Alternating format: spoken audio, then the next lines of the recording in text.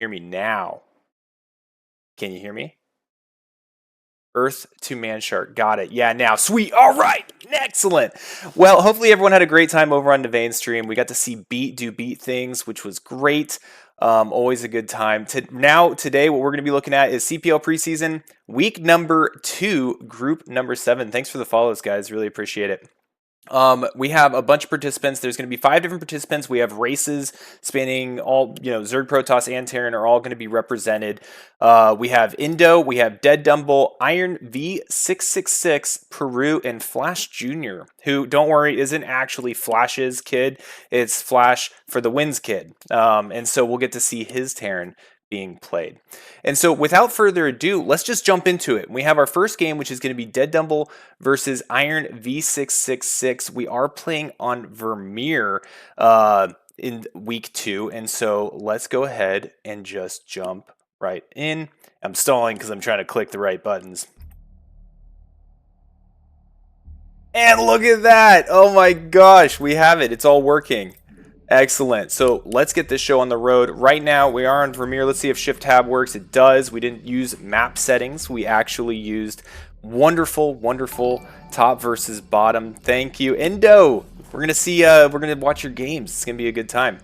So up here in the top left, we do have our red Protoss, and that is Iron V666.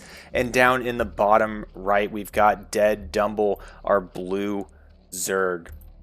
Now, for any of these players, I don't have any idea what they play like. I don't know them. So if you are one of these players like Indo, maybe you can give us a little bit of a heads up of what we may be able to expect. But as we go through the 8 games that we have for this group, we'll be able to get some trends, and we'll be able to kind of see if there's any type of play patterns that they're going to be that we're going to be experiencing as we go. So right off the rip, we do have Iron V666 going down to the natural and getting a pylon. This does look like he'll probably be doing a Forge expand, something we see a lot of in Protoss versus Zerg. We've got DeadDumble heading out to his natural as well. Looks like he's going to be... Was that a hatchery first? Yeah, dang, he might be going hatchery first here. We'll see what the scouting pattern is for Iron V66. We have a gateway going down first here at the natural. And we do have the probe out and scouting, but he's going to be heading up to the top right, not getting kind of the early notice here right across spawn that this hatchery is going to be going down first. Still no spawning pool for DeadDumble.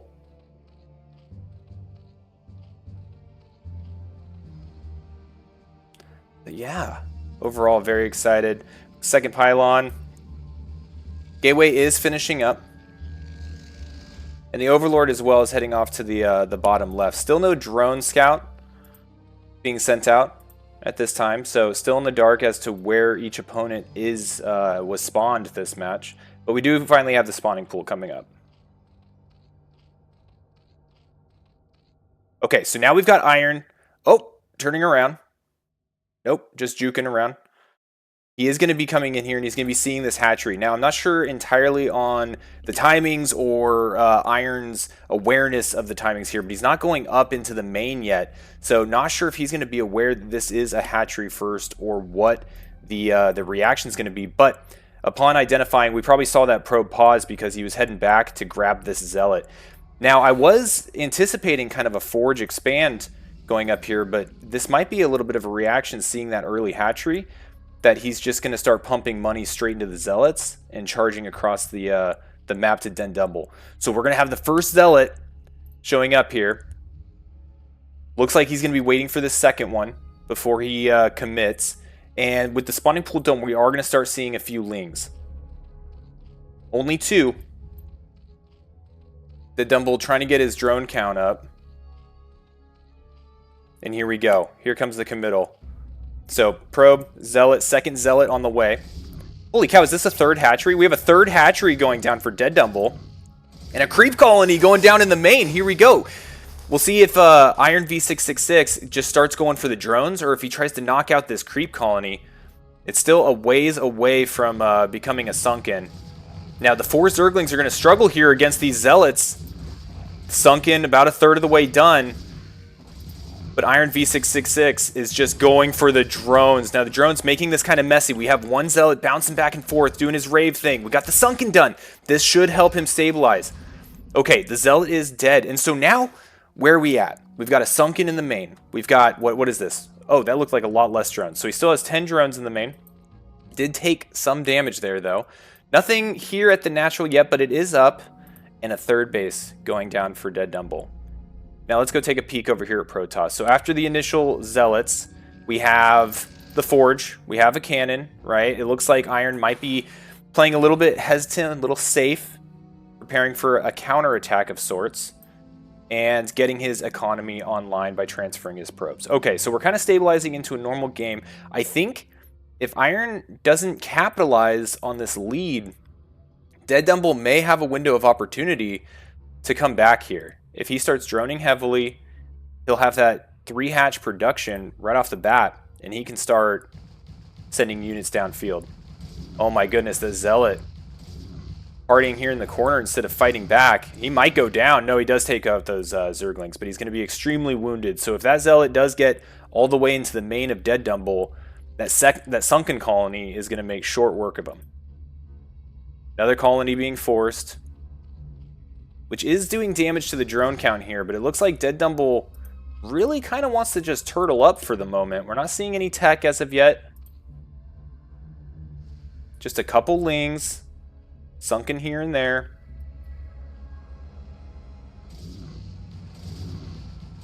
These Zealots are going to clean up these lings real quick. See, there's that hurt Zealot. It's not going to last very long. Yeah, one Sunken hit, it's gone. And this one's going to struggle to get anything done. He's going to park it back there behind the minerals to be nice and annoying.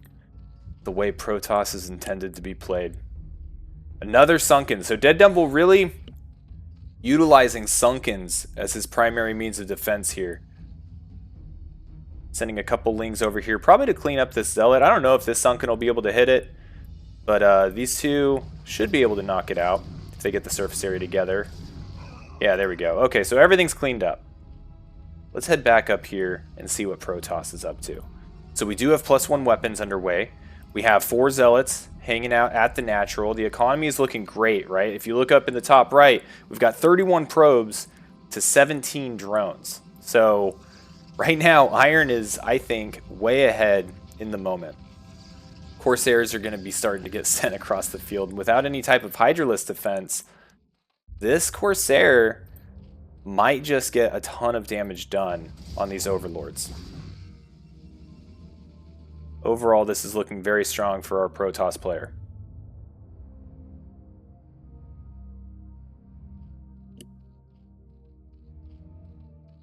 Alright, here we are.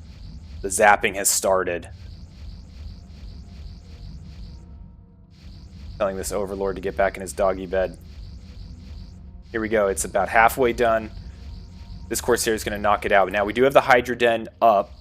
We don't have any Hydras morphing as of right now. DeadDumble's sitting a little bit supply blocked. Very supply blocked with the death of that Overlord. And Iron is in a very strong position right now. He controls the skies. He's got this train of Zealots heading across the map. Right now, we do have some creep colonies. But that's not going to help if he remains supply blocked because of the Corsair damage. Alright, Zealots are getting on top of the creep colonies here at the third base. These are going to go down very fast. This is definitely a base that needs to be abandoned. We do have some Hydralisk morphing right now. There's only 4, though. But with 3 Sunkens, we'll see how the Zealots fare against the natural. Again, though, need to get these Corsairs out of here. He's doing a good job. Oh, the Hydralisk just barely don't get it. Now, there's going to be one... Oh, that's not a Hydralisk. Bummer. If it was, DeadDumble might have had an opportunity to snipe one of these Corsairs. Get that supply under control, get some Hydralisks to defend, and stabilize from there. And up here in the production tab, I also want to point out, I mean, I know we got a fight going down here, but up here at Protoss, Iron's not sitting idle. He's getting DTs, baby. DTs, not only DTs, but he's researching Storm. So even if there is a crackback, an attempted, you know, like Hydralisk bust or something, Storm's going to be able to do a ton of work. Okay, so we have kind of stabilized against the Zealots against the natural, which we thought we would with the Sunkens. He needs to start getting this Hydralisk count up, though, and he needs to start getting a little bit of supply to work with.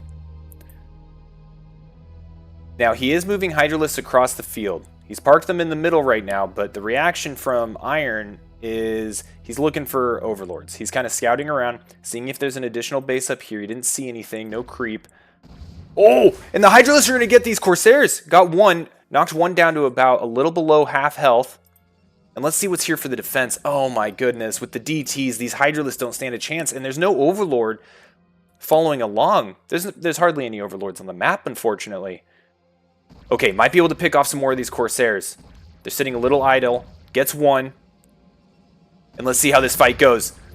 Once he starts hearing those swooshes, he's got to fall back. Alright, he's kiting the Zealots a little bit as best as he can. Oh, man. DTs are so gross. The Invisible Men have entered the fight. And these Hydralisks are going to have to run away. Okay, let's go ahead and check on our Zerg player again. There's something red here.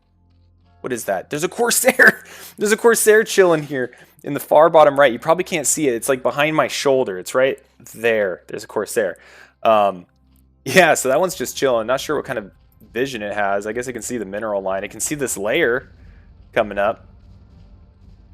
And so we are still pretty low on drone count, unfortunately, for DeadDumble, sitting at 22. The supply is 35 to 100. So I'm trying to think, like, what is the way out here for Zerg? Really, I guess, kind of turtle up and get production up and running. There's definitely no opportunity to expand out on the map.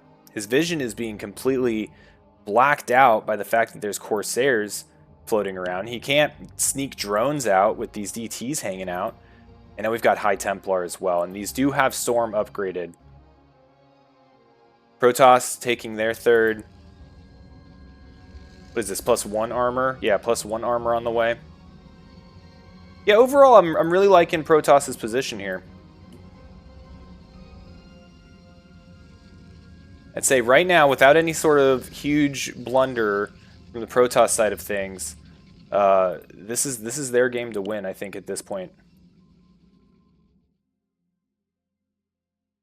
Seeing in chat, what's blasting? Is there a volume issue?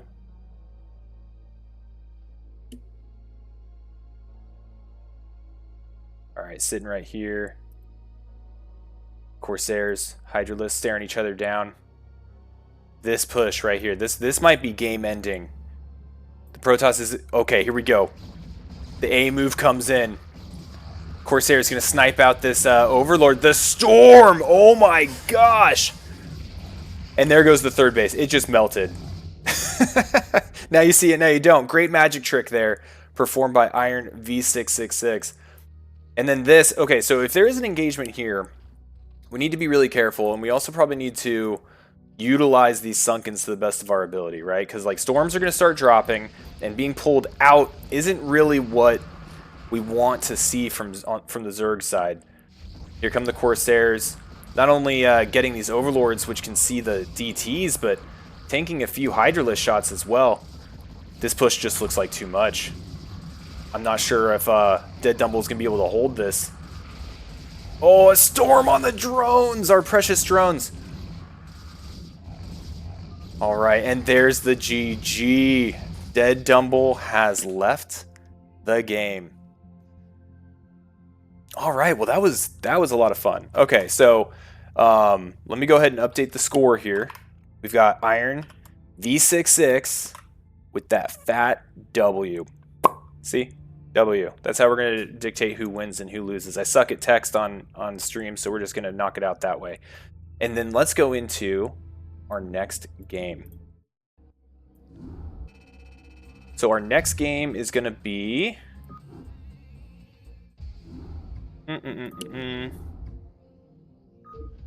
I'll see if these are in order. So I'll try to do them in order. Let's do Iron versus FlashJr. Flash for the wins, son.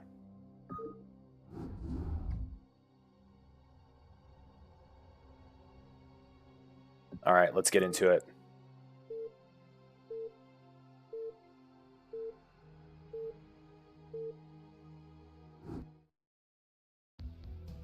Okay, so up here, FlashJr, top right, blue Terran. In the bottom right, we have our red Protoss, Iron V666, who we just saw come off a hard-earned victory against, I forgot the name, DeadDumble.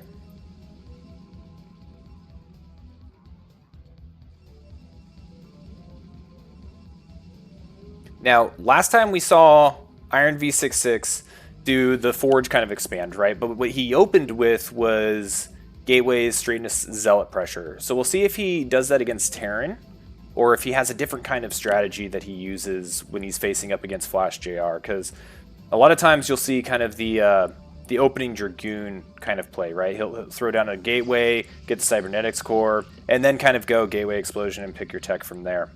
But we also saw Iron really favor both DTs and High Templar in the last match. And there may be some DT play that he can probably use against Terran as well. Or the High Templar is kind of an answer to tanks if he starts having to break positions. So we'll see what kind of build he goes for. Right here we've got FlashJr throwing down his first depot. We do have that initial Gateway. Obviously this time against Terran, it does look like Iron is opting to keep that in the main as opposed to going down to the natural. And he has a little bit of an earlier scout than last time. I think it's earlier. Maybe he did send it right after the Gateway. But he's going to be potentially last scouting, as he was doing a circular scout pattern against DeadDumble.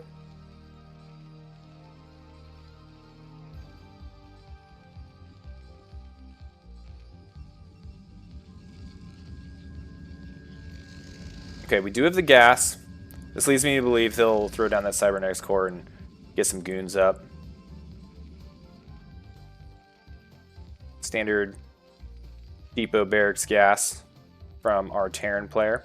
Now, our Terran player still hasn't sent out a scout. Normally by now, normally around like 13-ish supply, you'll often see the Terran move out and start scouting the map. It looks like he's using the SCV that was constructing the barracks. And it does look like he'll get... we'll see which direction he goes. Alright, so he will be getting a first scout. And upon confirming where the Terran player was, it does look like we're going to be seeing some Zealot pressure. So first Zealot is heading straight up to the Terran base. We do have a probe down here in the natural.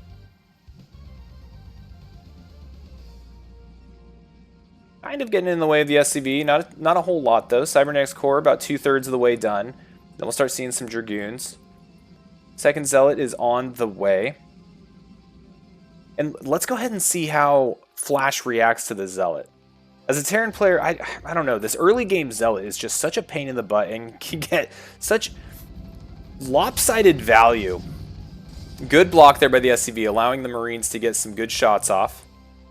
Oh, but the Zealot is closing the distance. Oh, but it's chasing this one. Now, if it chases that one, Flash can just run circles, and this guy will take care of it. Let's go ahead and see how we're doing on health for all these things.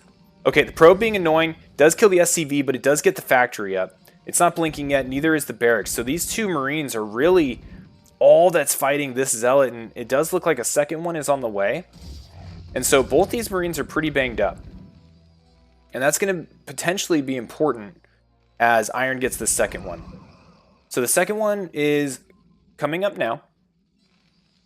And I think, you know, we saw Iron there at the last minute take control of his Zealot and kind of run it away up into the top right corner.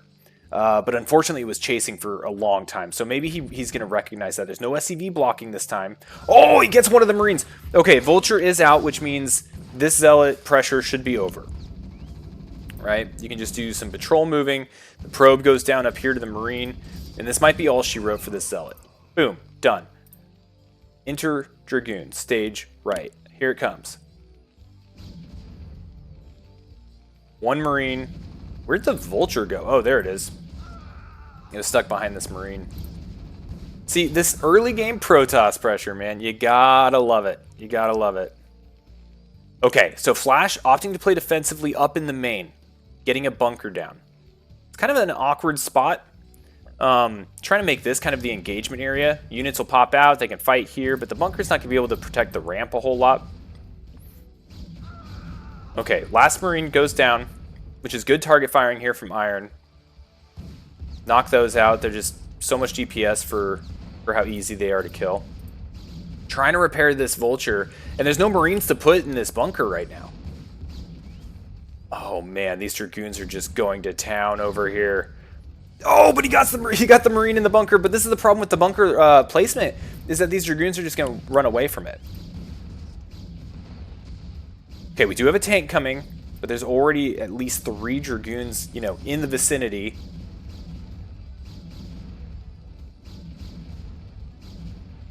This is looking rough. This is looking rough for Terran. He's going to start losing a lot of SCVs here. Trying to get the Marine down towards the bunker. The tank comes out, but it's too far away from SCVs to get repaired. Does get one of the Dragoons, though. And the SCVs are starting to join the fight, but the tank gets sniped.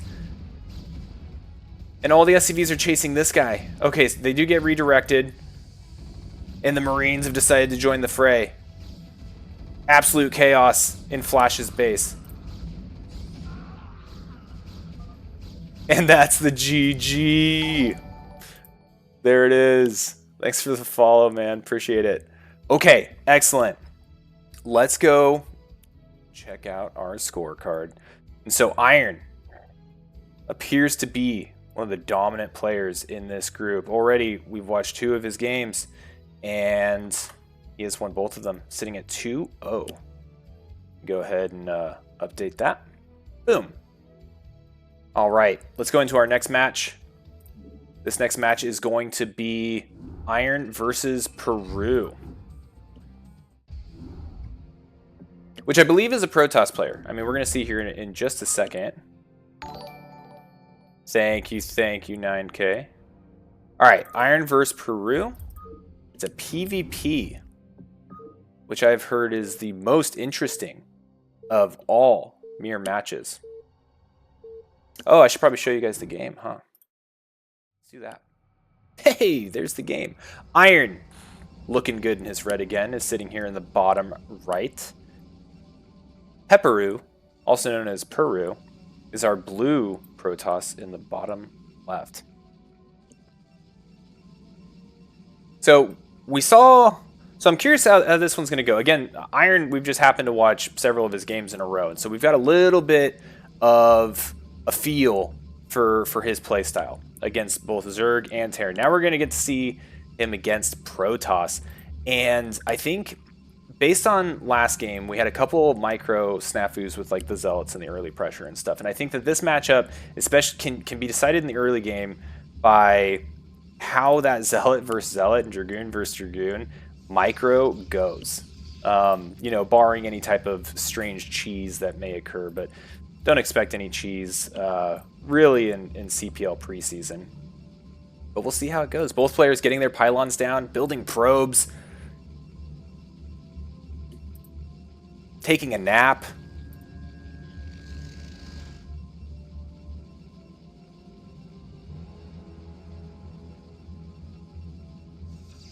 Gateways for both players. Look at this. Mirror matches. Amazing.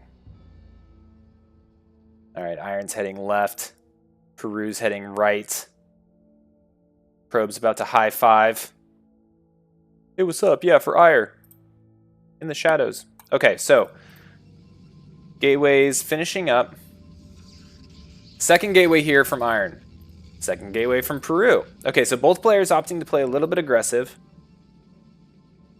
which I think is safe, because if one does and you don't, and you know the other person's going to scout right towards you, you're going to need to be playing catch-up. Looks like Peru's just going to park his pylon here. Not pylon, probe. And both players building zealots.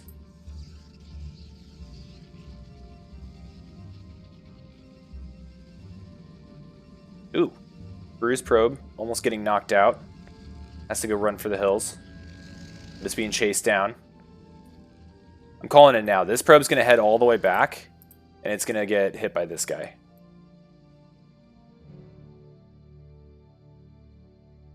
All right, now Iron is looking to put the pressure on early. Now, I'm wondering, like, what I feel is that the defender here definitely has the advantage. You already have defender's advantage. It's a mirror matchup. I feel like the person that applies a ton of pressure first needs to really get some damage in early with superior micro or tactics.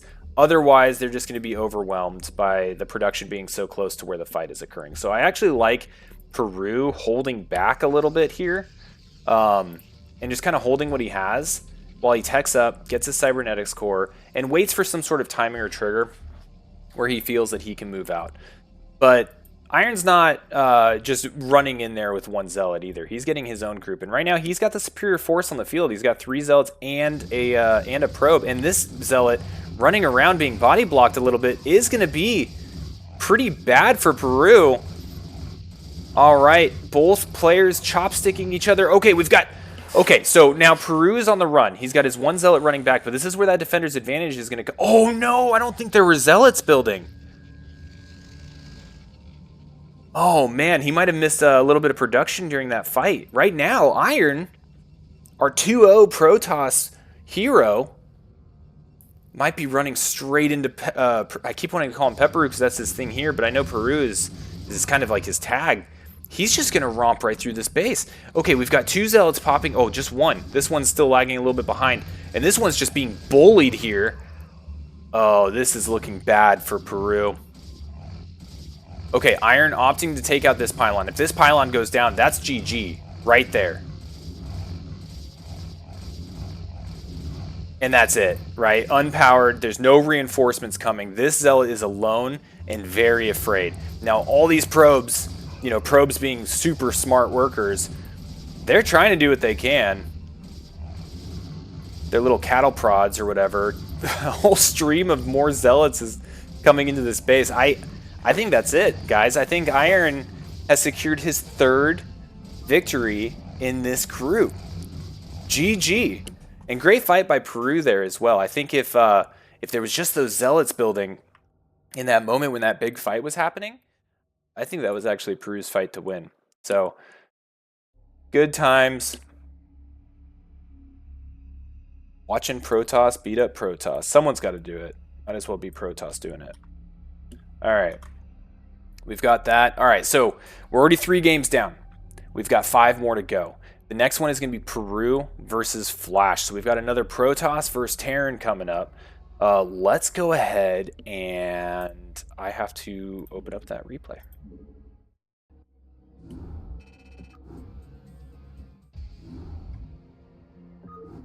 I only quickly saw it, but I think Iron's APM was like 250 or something that game too. Who is it? It's Peru versus Flash.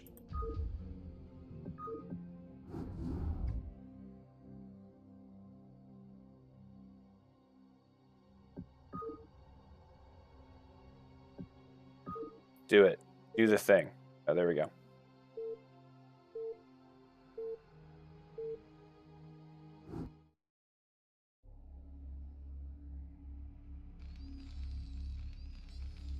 Alrighty, Flash, our red Terran in the top right. Peru, our blue Protoss in the bottom right. Now, we saw Flash play against Iron. We saw how he kind of tried to defend that early pressure. Iron was able to really just use and steamroll Flash, unfortunately, in that last match, right? He sent his initial Zealot and just kept trickling units in, one after the other, until he just had a Dragoon force that was too much for Flash to fight. So we'll see how this goes this time, because I think Flash's build got pretty disrupted by that. He was going... I think, when that Zealot hit, he had his 1 barracks, and then he had to start fighting and running around with his SCVs. He had a couple Marines. Then he was able to throw down a factory just as the second Zealot was showing up, and start Vulture production. He opted to get a second factory and a bunker after that. And so I think that's where things kind of changed in his game plan. That, I don't think, was the intent. Maybe he was going to go a 2-fact build, and he was sticking to it. But with the pressure, it was a little bit too much. This round, we're seeing him go for a wall. So he's building his first supply depot down here at the natural. And this might be in response to that pressure. I don't remember what the order these games occurred in. But this might actually help a good amount. Now, one thing he needs to be cognizant of is if the zealots just run by it, right? Like there are holes. You have the eggs. You have the barracks left side. I think this is actually, yeah, this right here I think is a hole. And so if there's only like one Marine here, 2 Marines, if that zealot shows up, the zealot might just be able to run right through and start attacking workers. But Peru isn't going to get a first scout, which I think will be helpful for Flash's case.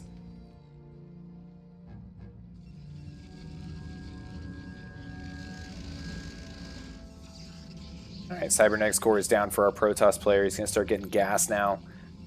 No Zealot as of yet. He's still mining some money. We'll see if he uses it. Not looking like it. Okay, so he might just be waiting for going straight into initial Dragoons.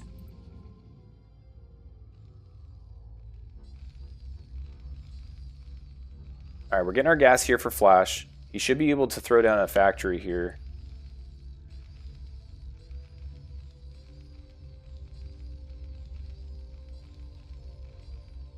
And here it comes. Yeah, this has to be the factory. There we go. Okay, so we've got a factory. We've got our barracks. He's pumping out a second Marine. I think he's feeling pretty safe. Now, the unfortunate thing is when he played Iron, he was dealing with early Zealots. And I think that led him to try to build this wall. But what's going to happen is we're going to have Dragoons. I think it's likely, right, that Peru's going to go for an early range upgrade. And, yeah, there it is. There's the range upgrade.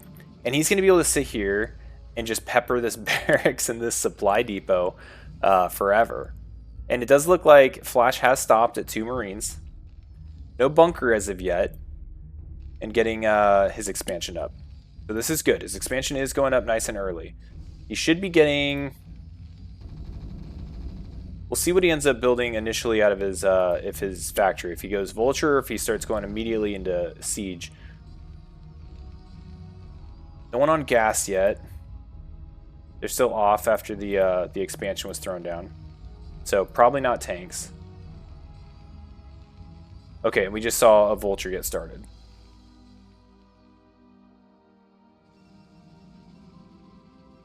Alright, Peru kind of gathering up here at the top of his ramp. He did this against Iron as well.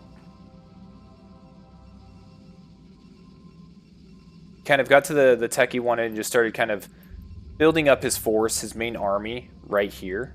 We'll see if there's a point where... Okay, oh, he does have an expansion down. Okay, somehow I completely scrolled past that and missed it. Second factory being started. We have the machine shop going up. And we have 1 Vulture. And we've got a bunker. Okay, things are feeling good for our Terran player. I think he feels pretty safe at the moment. I think that would be a pretty good assessment. We'll see if he goes into tanks immediately following this, or if he builds a couple more Vultures. It's not uncommon to see, 2 to 3 Vultures before any type of tank production. And I think the big indicator here will be what he decides to upgrade first. Okay, this Vulture, if it's not careful, is going to get completely wiped. Ah! The Vulture dies. Never a feel good. Getting another Marine. Bringing some SCVs down to the natural. And we're getting siege mode first. Okay, so he is going to opt to getting tanks, which I think is fine. He's going to get that up on the high ground, and he'll be able to kind of shoo away these Dragoons. But you can see here how we were talking about the Dragoons with their range. They're going to sit here and just be able to pepper this front line of structures, which is super annoying. And yeah, this supply depot doesn't really have much of a chance of surviving. Yeah, there's not enough surface area for that third SCV to get in there. Oh, no. But the bunker will be able to hold here. He has the 3 SCVs. He can repair. But then he has to do that annoying dance of like, oh, it's done. Let me re-repair. Because this happens all the time. Siege mode just about to finish up, and once it does, we'll see this tank siege, and we'll likely see these Dragoons just run off. And there we go. The early game Dragoon dance is completed. Now, meanwhile, back on the Protoss base, we've got a Robo facility. Not seeing the tech that he's going into just yet. But I would imagine observatory. There it is. He'll start getting his observers out. Protect himself against the potential mines that'll get laid everywhere.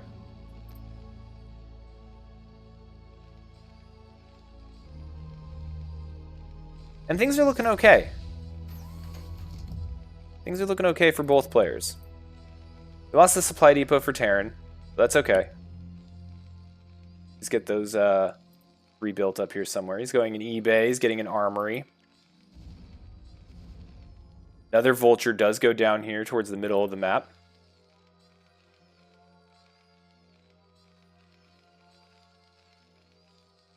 Now we've got the scanners. I haven't heard a scan. I don't know if I've missed it or not. It doesn't look like a scan has gone down yet. And we have mines researched. Okay, so he's being active with his vultures, which is great to see. Laying mines in the path to his base. So this is the point where Peru needs to wait for that observer to show up before he can really move out with confidence that he can, you know, clear those mines without taking damage. He could still probably just A-move it, but there's, you know, risk inherent in that. Looks like we might see these vultures get intercepted again. Maybe, maybe not. Another pair of mines being laid here in the path. He's going to go check out this this third base, make sure it's clear. Now, it does look like about the time that Peru wants to take his third. So he's going to head over here. He's got lots of money. Lots of minerals here for Peru.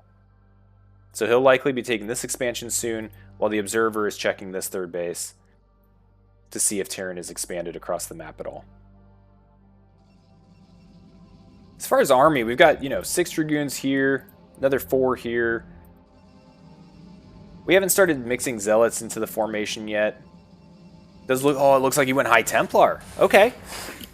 So that's going to be kind of the siege-breaking tool of choice here for our Protoss player.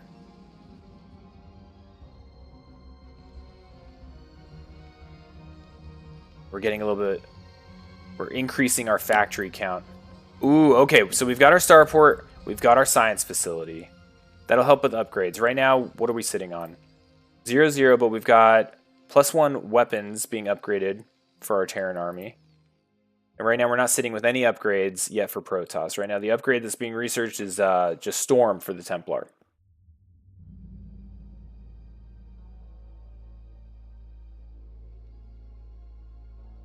Okay, nice little move out of vultures here. Looks like it might be able to sneak around. This would be really great for Flash, actually, if he can come down here and get to this third base, which is exactly where I think he's heading. Now, nice, quick, easy response here from Protoss will be to bring these Dragoons over. What I'd like to see is a couple mines placed right there. Good job. Love to see it, Flash. Oh, but what's he doing? Okay, I like this. Just mining up the entrance to the natural. He's going to poke away. Opting not to sit there with his vultures for too long and pepper the Nexus. It does take a really long time. But instead keeping an eye on potential reinforcements. Oh no! And these vultures, they're out of mines. I'm wondering if he's running them up there. Oh, he has them control grouped with these other ones. Okay, so it looked like he was about to do a push, right? He mines off that area outside the natural. That helps cut off the reinforcements, right? And then that allows the Terran to kind of sandwich the small army that's out here on the map, right? He could sandwich this between the tanks and then the mines that are here. Now, those mines are being cleared. Path of reinforcements is back up and running. But I think that was kind of the school of thought that Flash was looking to execute. I want to see him pull these tanks back to safety.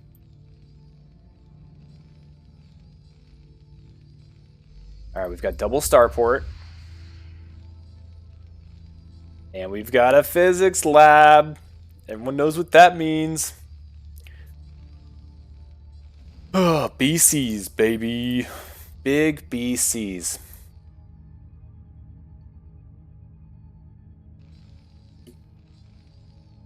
Okay, so still remaining on 4 factories at the moment. We're going double armory. So he's going to start using, you know, the fact that we have the science facility to start really getting those upgrades, which is very important here for our Terran player.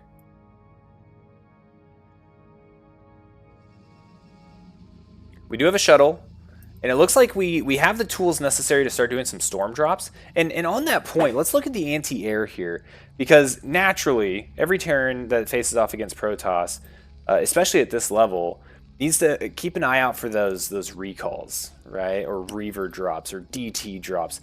Looks like we have 2 turrets in the main, 1 here at the natural. So a little light on air defense. I don't see any Goliaths on the field as of yet either. I also want to point out, as far as upgrades, Terran is upgrading +1 space weapons and armor. Space plating. The Flyers are going to get a boost. And we do have a couple more turrets going down. It's like he was listening. Right now, both players just kind of turtling up, just building up their force. This group of Dragoons right here has gotten a good amount of value for Peru. Just sniping vultures as they come through. Now, Flash has caught on to that and decided just to go around this wall. Might be able to sneak in here.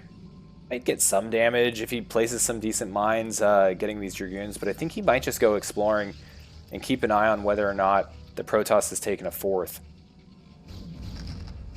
Okay, so we do have the mines going down, but they get shot, right? So I mean, this isn't like a push-in that you really expect a ton of damage. It does get a goon though. It always feels really good. Not goons don't, gooning doesn't, whatever. The mine got the goon. Alright, and he still has additional mines that he can place out on the map. Before the vultures basically just become paperweights. Alright, we have our Terran taking his 3rd base. Opting for this one at the 12 o'clock as opposed to the triangle 3rd.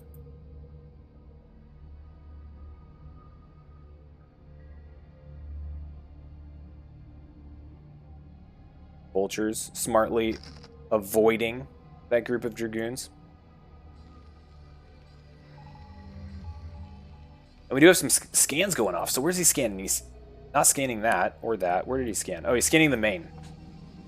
Okay, so he sees Templar tech. He sees a bunch of gateways. And that's basically the big amount of information that he was able to glean from that.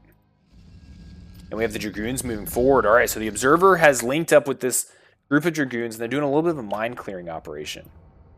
Just getting a little bit more visibility of this space here. And that's actually, this small shift from this elevated piece of terrain down here to the low ground might actually do a really good job of catching some vultures running around the map, right? Because this has been the main path that Flash has been using to kind of harass the 3rd base for Protoss. So instead, Flash, he scanned after those mines were eliminated, saw that the Dragoons were moving forward, decided to go out there, lay some mines, kind of slow down the movement, keep eyes on this force, and is now moving his tanks out. Wow, look at the range on that thing. To start kind of pushing them back even further. Yo, Manadog, thanks for the follow, bro. And here comes the storm drop. Okay, so this is juicy for some storms. We'll see if he's going to be able to get up there and hit those tanks with it, or if he wants to use it to harass the workers. Now, earlier we were looking at the air defense for Flash. It was a little bit lacking, but he's since bolstered it, right? And so now it's not very safe for drops. I would say even hostile for these drops. Look at this. We got 4 BCs, lots of energy. I didn't see if Yamato was researched, but these BCs are upgraded, right? We've got ship plating. We've got the lasers upgraded. Flash is waiting for a big push out with these big battle cruisers. Both players have a good amount of bank. Both players just chilling. Just chilling right now. Okay, we got another shuttle. Ooh, a little bit of a move out here from these vultures. Scanning ahead. Trying to get these mines just cluttering up the field. I'm curious what the moment, like what the decision point is for Flash on sending these BCs out. Maybe as a retaliatory thing, like after an engagement has started, he wants to come in and kind of clean it up with those. Or if he's going to... Where did they go? Here they are. Or he's going to park them over here at the 3 o'clock. And keep an eye out for any drops or potential observers. Or not observers, arbiters. Okay, so this third base has just now been identified by Peru. I wouldn't be surprised if this triggers a reaction, some sort of push to try to keep the Terran limited onto 2 bases. But we'll have to see. BCs, they're getting antsy. I see them moving every now and then. Flash wants to use them. But I don't know. He can't just... I don't think he can just, you know, bebop them in without any type of ground support. We do have 6 of them right now. And let's see what kind of defenses we've got. We've got High Templar, right? We've got Dragoons. Gateway count's kind of low right now. It's probably why Peru's banking a little bit. He doesn't have the production up to keep up with it. But I think if the BCs could do some pretty gnarly damage if they come in unexpectedly. And especially if there's an engagement where a lot of these Dragoons get knocked out from the tanks, right? So like what could happen here is that Peru could push in with the Zealot Dragoon force, right? The Dragoons, they take a ton of the hits from these tanks. Their numbers get low. The Zealots, they'll probably go in, clean everything else up. But then the counter move to that counter move is going to be the BCs coming in and just cleaning up house. But right now, it's not a committed engagement from the Protoss. Just lost a couple units while Flash is slowly moving up down the field. And this spot is particularly important for our Terran player because this is what's going to allow him to take this base. If he can kind of seal off this upper right quadrant of the map, then he'll be sitting pretty with 4 mining bases. Oh my gosh, he's committing with some Zealots here. Does get a tank, but he loses the shuttle. Alright. And the dust is settled. Where are we at? Oh no, don't trickle those in. I don't know if those were just aggroed or if he wanted to move them up for some reason. But we need to be careful here as Protoss. This is a dangerous spot, especially if it starts getting a little bit more mined up, like it is.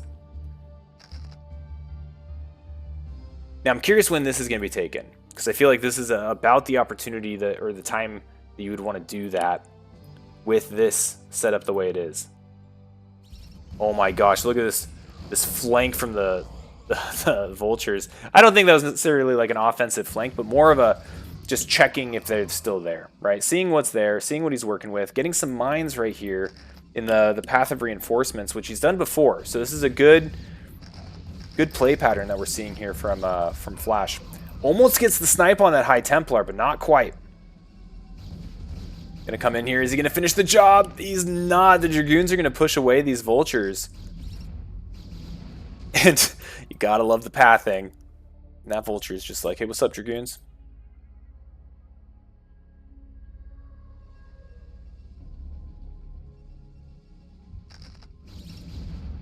Ooh, nice mine hit. Let's go take a check on our Air Force here. We've got 9 battle cruisers, 3 more being produced. We haven't looked at the bases in a while because there's been so much action going on here in the middle. But it looks like the starport count has increased. But look at this. Here we go. Slowly, but we're going. Ladies and gentlemen, set a course for something. Getting a bunch of probe kills, and here we go. Okay, the Dragoons are showing up. Now this is going to draw all of the remaining army from Protoss to this spot. And it's already going to be a tough fight, right? But if this fight does go well for the Protoss, this is the great opportunity for Terran to start grabbing up space, right? It's a little bit APM intensive, but if he can micro these, keep them alive, continue to wipe it. Oh my gosh, what's he Yamatoing? The deadest of High Templar. Then Terran can grab up space, right? That was the point I was trying to get. Is he could take that ground army, he can take all those tanks that are chilling up here and start just putting the stranglehold on Protoss. Oh man, we got some DTs in the mix, and if Terran's not careful or doesn't hear the swooshes and doesn't scan, these can do a good job of taking out these tanks. Oh, but he does get the scan down. And he knocks out the DTs. Okay, this is looking to be a lot of Terran for our Protoss player to handle right now. And there it is. There's the GG. The game had me sitting on the edge of my seat for like half of it. Both players just building up. Let's go ahead and let's mark our scoreboard. So Peru lost and FlashJr won. All right. Sweet. So we're starting to get a little bit of separation here, right? We have Iron V666, who is 3-0 at this point and probably feeling great, right? 4-0 is the best you can do in these groups with the 5 players. And we're going to see him up next against Indo. We have FlashJr, who's kind of sitting in the middle of the pack right now with a 1-1 record. We've got Peru sitting at 0-2, and we'll get some more of his matches coming up here as well. But next up, we've got... Oh, I need to save this so that you can see it, right? Yeah, there we go. Next up, we've got DeadDumble versus Indo. So let's get right into that one.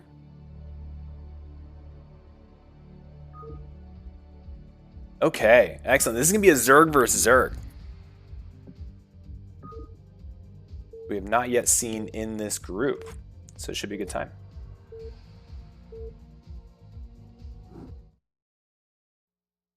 Here we go, DeadDumble. Up in the top right. Indo, the bottom left. Indo, no spoilers. Seen you texting in the chat. I know you're around. Oh. Yeah, the new meta from last game is mass BCs and then micro like mutas. I just really love to see High Templar get Yamato'd. I think that that's an underrated, you know, interaction that we don't get to see as often as we nearly should. We really should. All right, so the key point here that I want to keep an eye on is variations in this mirror match, right? Variations in the build. When each player gets their spawning pool, when each player decides to go, you know, their first overlord. Right now they're both sitting at 9 supply, so this is about when we're going to want to see change differences. Okay, so we got Indo with an overlord. And we've got DeadDumble with a spawning pool. All right, so that's our first variation. So we're going to have earlier lings potentially here from DeadDumble. Still waiting on the spawning pool here from Indo. Coming up any moment.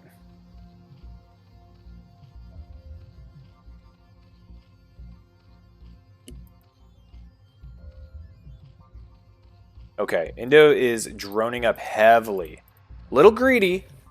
Little greedy. He's sitting at 12 supply now. Is he going to go for a hatchery? Or is this for a scout? Hatchery first. Okay, so there's an opportunity coming up here from DeadDumble to run across the map with Zerglings and get some decent damage done.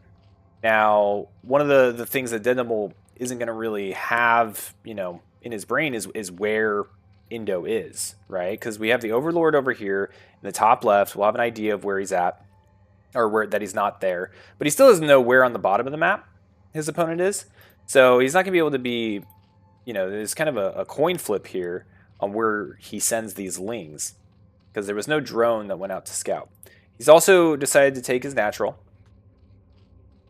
And we'll see how Indo's early economic build kind of shapes out. Right now, he's getting a pretty significant income boost with having 5 more drones than DeadDumble. But he has no army. And here comes the lings. So we'll keep an eye on where these guys end up going. Now, if they go bottom left, this could do some serious damage, I think. Now, DeadDumble is also getting Zergling speed. Now, Indo's going to have Zerglings up by the time he gets there. He's got a few morphing. He'll have 2 popping out here at the main. And then these 4 will arrive, and then he'll outnumber Indo when the next 4 pop up. So he's gonna hold back, it looks like. All right, he's gonna come in from the side. Oh man, Zergling on Zergling action, everybody. Oh! DeadDumble does run away. He doesn't lose any. Neither player losing any Zerglings. And I think this is the moment where Indo is actually going to really gain an advantage from his earlier decisions. Because since that didn't do any damage, he just had so much time of mining with more workers. A little bit of a high-risk, high-reward situation. So now we're going to have the defender's advantage. Now he's going to have more Zerglings than Indo. And speed just upgraded. Okay, so now we've got speedlings versus slowlings. Oh my gosh. Let's wait. Let's see what happens after the puddle. Okay, big puddle of Zergling guts. And now we're going back across the map, ladies and gentlemen. Now, on the other side of the map, though, Indo is going up to lair. And he's also walling off a little bit. He's getting a third hatchery, and he's getting a creep colony. So, not many Zerglings here, but if he can hold off this this harassment, he should be okay. Now, this sunken is gonna go down. It goes down. That's actually a pretty big win here for DeadDumble, but he loses all those lings. And so here we go, right back across the map. Now, it does look like DeadDumble is getting his own pair of Sunkens. But these aren't going to be done in time. He's getting 5 pairs of Zerglings. Gosh, ZVZ is just chaotic. Oh no! Indo Zerglings show up right like as they're hatching and is able to attack them piecemeal like that. Okay, good. Kind of making the numbers matter less by being up here on the ramp, and that is going to close him down here next to these Sunkens. But him coming up into the main, it's only 2 Zerglings, but they might be able to get 1 or 2 drones off this. Maybe more if the drones don't fight. So there's 1. Okay, now the Zerglings are up here and they're going to clean up. Okay, so loses 1 drone in that whole exchange. Now that puts DeadDumble 11 to 16 drones compared to Indo.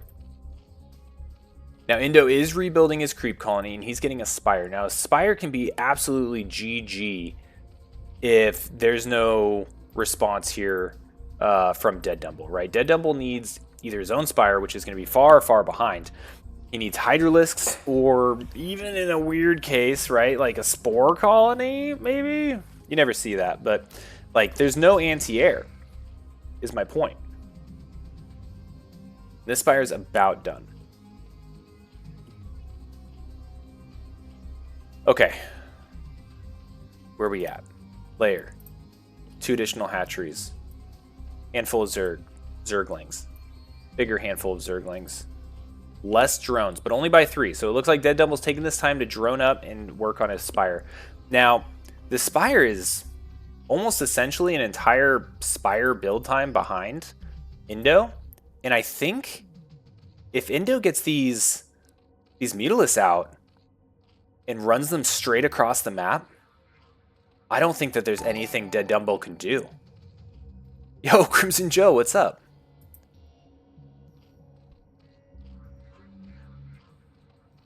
Oh man. Okay, so he's not racing them across the map, which right now I feel like Indo needs to be doing, but that's with us with perfect information, right?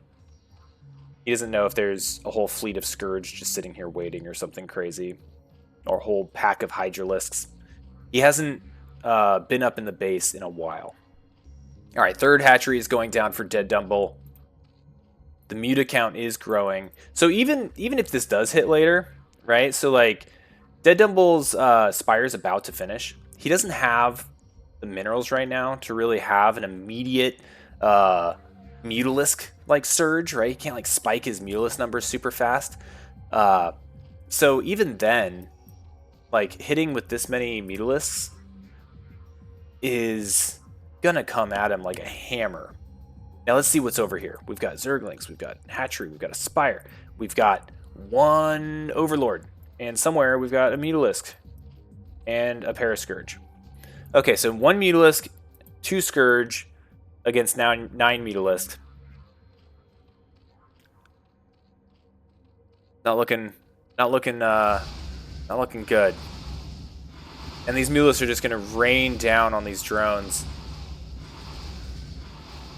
And that's CVZ for you, in my opinion.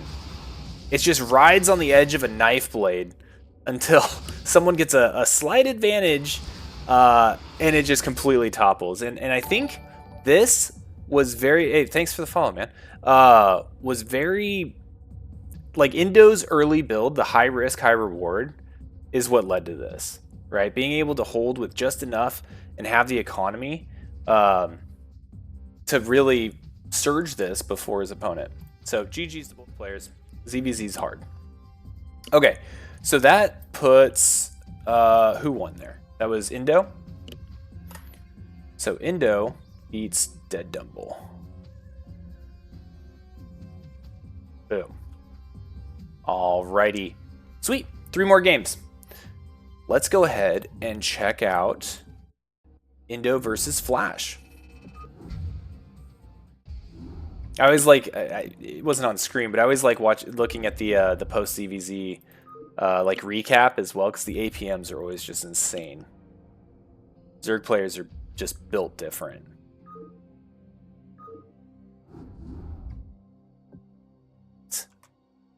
Next up, we've got Indo versus Flash on Vermeer, the Week 2 preseason CPL map, much to everyone's enjoyment. Okay. In the bottom left, we've got Flash, also known as what, Dix Maester. Strange name. Top right, we've got Indo, our red Zerg.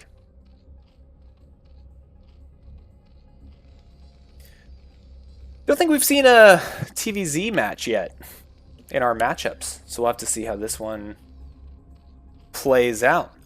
Now, what we did see from Indo, you know, and we also saw this from DeadDumble as well, was, but not in last round, but like our Zerg players in this group tend to be very greedy. And so we'll see if Indo does that again, kind of goes for some early game greed. We saw DeadDumble, I forget which Protoss he was playing. I think it was earlier versus Iron V6. It might have been the first match we did, where he just got a bunch of bases. And I might have that backwards. It might have been the Protoss player that did that. But either way, we'll see how this one goes. Let's see if there's any shenanigans happening over here with the Terran base. Looks like he is going to wall off the natural. Very common. And I love this because there's always a debate, particularly on these maps with the eggs, on like, how do you do the Terran wall? So we'll see if he puts the barracks right here in the middle or if he puts the barracks at the bottom. I've heard arguments for both, right?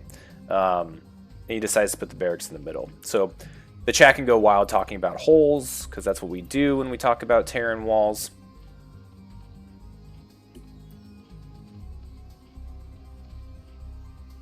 Okay, and we've got the drone coming down here. And yeah, Indo's going for that hatchery first again. Super scary. Super scary against the Terran. Because if he notices this, right, then he can just start pumping Marines, which he's going to be doing anyway. But he can just send them across the map and just schwack this. Now, what we did see last game, I know it was a ZVZ, but last game we did see Indo go into a sunken after his initial Zerglings were knocked out. We'll see if he decides to go sunken earlier against the Terran.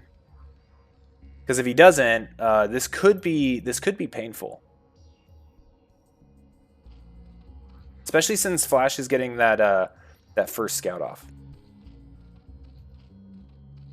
Okay, spawning pool going down. Flash sees the pulsing brain down here at the natural.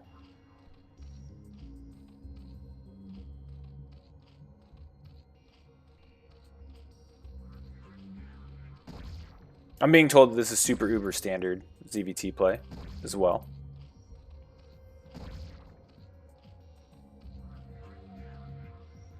And this isn't an 8 racks, so should end up into a nice standard macro game, depending here on what the Zerg ends up doing. And generally, whether we see really successful Muta play. We'll see if he ends up going Mutas. He's getting a third hatch right now, putting it up here in the main. I'm wondering if he's going to try to hide his tech down here. Sometimes Zerg will do that with anticipation that the Terran will like scan the main, but not see this. Now this is close enough to where the creep will connect and the Terran will know. They'll be like, oh, okay, there's definitely stuff down here. But we'll see how that kind of goes.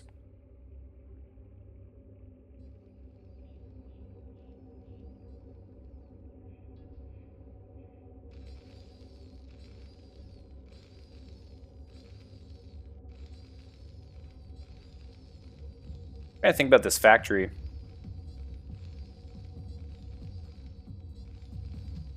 Not sure if he's going a mech build or if he's racing up to science vessels. We haven't seen an academy or anything get thrown down. No second barracks, so this might be a mech build. We'll have to keep an eye on that. Alright, we do have the layer morphing.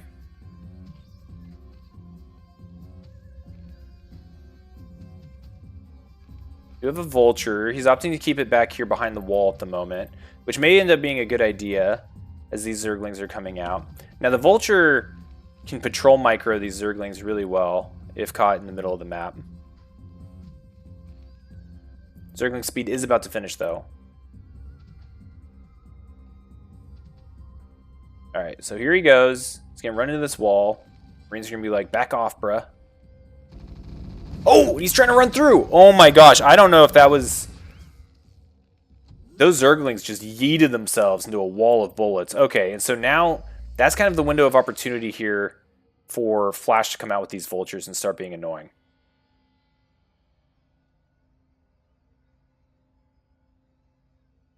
Alright, heading across the map.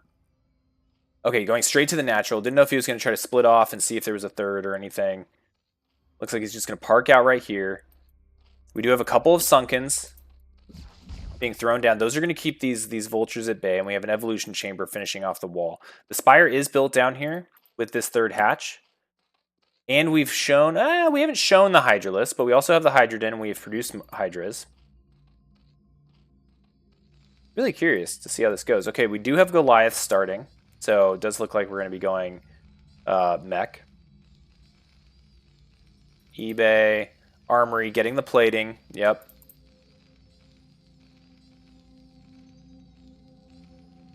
Alright, and the Vulture is hanging out here at the third.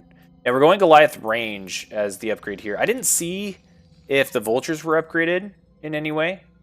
Looks like he's still moving pretty slow. And we're not seeing any mines. So it looks like the first machine shop upgrade that we're going to be seeing from Terran is going to be that Goliath range.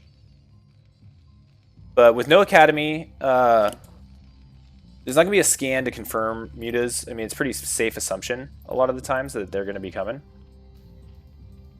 And in this case, it's not. It's not the case. We're going lurkers.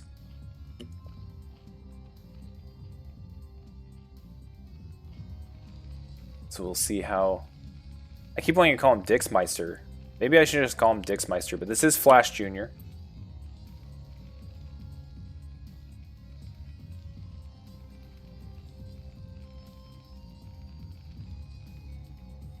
Okay, so mutas have been exposed, but not committed to. This is actually kind of cool, right? So, Indo's showing this one muta. I don't even know if there's additional mutas, just this one. Shooting up this this vulture. This is going to convince Dixmeister that he needs those Goliaths, right? He needs to prepare his anti-air. He's going to throw a ton of money into all of the turrets within the main base. And then he's going to get hit by a ton of lurkers. Which is okay, right? But like this turret here is not far enough forward to be able to see lurkers sitting here annihilating this wall, right? We don't see an academy. Okay, the academy is going up, so we'll start having scanners soon. And we're a little bit of ways away from having any type of science vessels. What's our Goliath count look like? We've got 6 here. We've got 4 Marines. Okay, the army's a little bit small right now for our Terran player. We're going straight into Hive. Okay. Yeah, both players sitting good, I think, right now.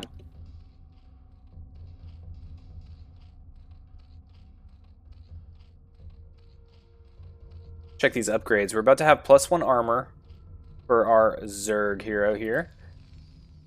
0-0 on infantry. 0-0 on mech. But that's about to get +1 armor as well. And we do have Siege just about finishing up. So we're going to get Siege finished up. We're going to have that out. That'll be nice to have. Okay, so now Dixmeister is knowing that the third base is getting started. The lurkers are going to really help with any type of defense needed for that third base. I think this is going to be a safe expansion. It also doesn't appear that it's triggering any type of reaction here from our Terran. And that also showed the number of Hydralisks that our Zerg player was playing with. So he may be sitting here after seeing that Mutalisk thinking, okay, where are the Mutalisks? Where are they at? I've got all my Goliaths here in the main base. Come at me, bro. I've got my range. Got my +1 plating. But instead the tech has switched. Now the +1 plating, if I'm not mistaken, is usually the trigger to move out with your mech army if it's like at a sufficient level. Like you get that +1 plating, and then you start trying to hit and take out like the third base. Like that's a pretty common play pattern. But it looks like the Zerg is actually going to be the one exercising the initiative here. Now I'm not sure what came up here. Maybe an SCV to potential expand. But it was knocked out by the pair of Zerglings. Oh, it must have been the Marine. Okay, there was a group of Marines. It looks like he may be scattering about, looking, seeing what's outside of the front door of his base. He cleans up that Zergling. All right, we're about to see a move out here from our Zerg player. Or maybe not. Maybe he's just going to take this high ground, potentially expand behind it. But there is another base up here, kind of tucked away.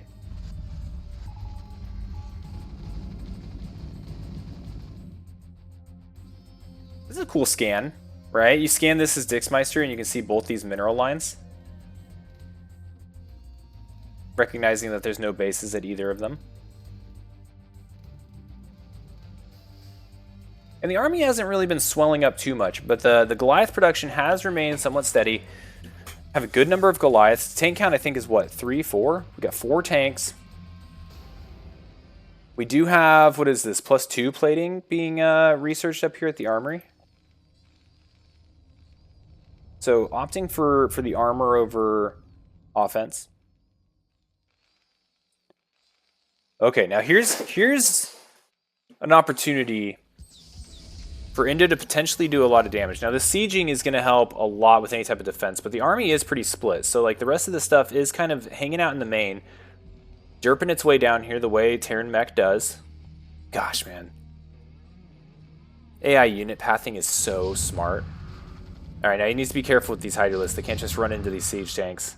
Alright, he backs away, only loses a couple.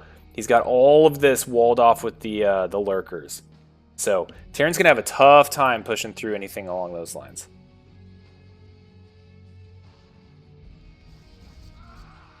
I hear lurkers killing something. Okay, so he's now aware that there's lurkers up there. For the low cost of 2 Terran Marines. We have the command center up and ready here in the main to float down. And we're starting to increase our factory count. We're getting up to 5 factories. We have the double armory, getting the +1 weapons. I believe there's a science facility. Yes, there is. So we can start really cranking up to +3/+3, which will be required in the event that Zerg here starts going Ultralisks. There it is. There's the Ultralisk Cavern. And we're getting the crackling upgrades right now.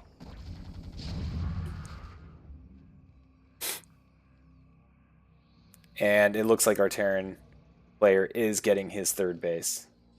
This looks good. This looks clean. This looks tough for Zerg to deal with at the moment. Don't know. I didn't see any Defiler tech yet. So no Defiler tech to worry about here. Oh no. Bad pathing. Oh, and the Goliaths are just going to shoo them away. That would have been a really cool hold position. Yeah, I'm seeing that in the chat too. Stage, you agree with me? That would have been a freaking sweet hold position lurker ambush right there. Okay, he's moving up. These tanks aren't sieged. The scan has worn off. And the Goliaths are just being chunked away on. Alright, getting a couple Goliaths. He is going to lose these lurkers though.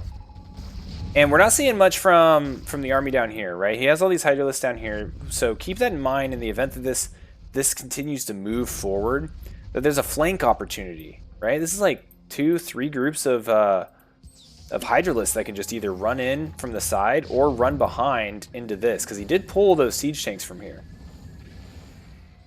What was that, an Overlord? Sounded like an Overlord died there. Yeah, it must have been. We're sitting supply block now.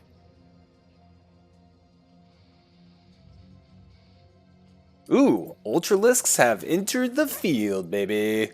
Still no Defiler tech, which isn't even really required, but does make these Ultralisk Zergling pushes just so much harder to deal with as Terran. Alright, more Overlords snooping and pooping, seeing what they can see.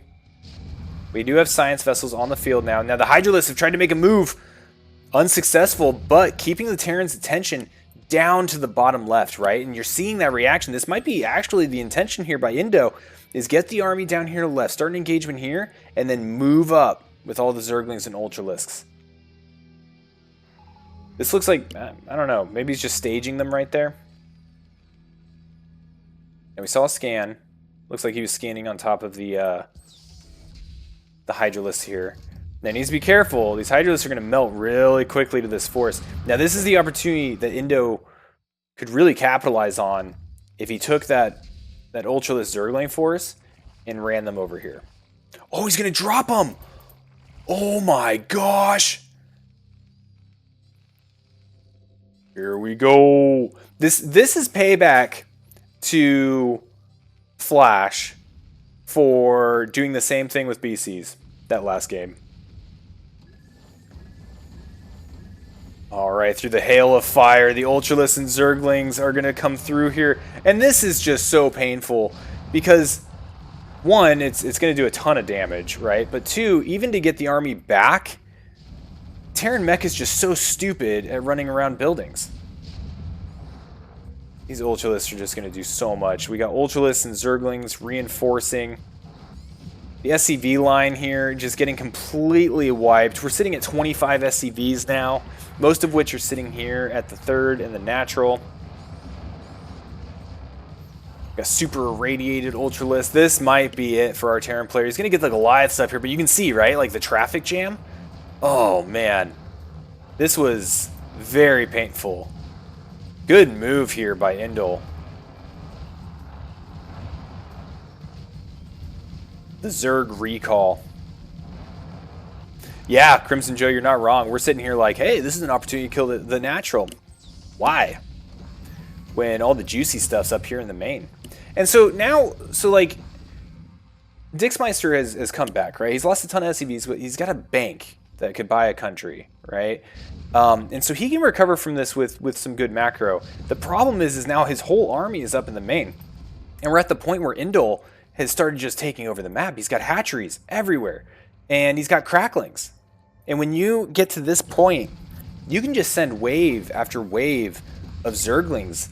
And just even with inefficient trades, just throw them at every corner of the map. And it's so hard for a Terran to recover from and react to. Now the Science Vessels, you know, they do look like they have some irradiates on them. Use the irradiates, even maybe D-Matrix, the tanks here, try to make a strong point. But these Science Vessels need to be flying out over the map and irradiating these Ultralisks way farther at home so that when they get to the Terran base, they've already been sufficiently weakened. It looked like we had a Greater Spire morphing there for a second. Decided to cancel it. Ooh, okay, we do have the Defiler mount up. We have Defilers in production. Lots of hatcheries. Indo's just like, I'll take all these bases, please. Please don't irradiate the Mutalisk. Okay. Runs back, rebuilding his army, rebuilding his mineral line. We're back up to 30 SCVs. Needs to keep SCV pumping on all of these CCs. But he still has a pretty sufficient force of Goliaths. Needs to get more tanks, I think, to help with the Ultralisk count. But once these Defilers start getting into play, like that's where the Science Vessels probably need to be out here, keeping an eye on this army. Now, there's some Hydralisks mixed in here, but I only see a couple. One, maybe two. And if you can get some irradiates off and slow these Defilers down, that'll help a ton, because what's going to happen here is we're going to see Dark Swarm just plopped right on top of this, and the Zerglings and Ultralisks are just going to go to town. A very, very scary place to be as a Terran player facing this composition. I didn't even recognize that he had Burrow researched. I love that. Got another scan. And he found the Hydralisk. Oh, in the last minute morph into a lurker. Very cute. A couple Hydralisks coming down here. Let's see if they'll help his buddy out. Watch this fight. There's not much happening else on the map. Alright. Securing this base for the Zerg Empire. Zerg Hive.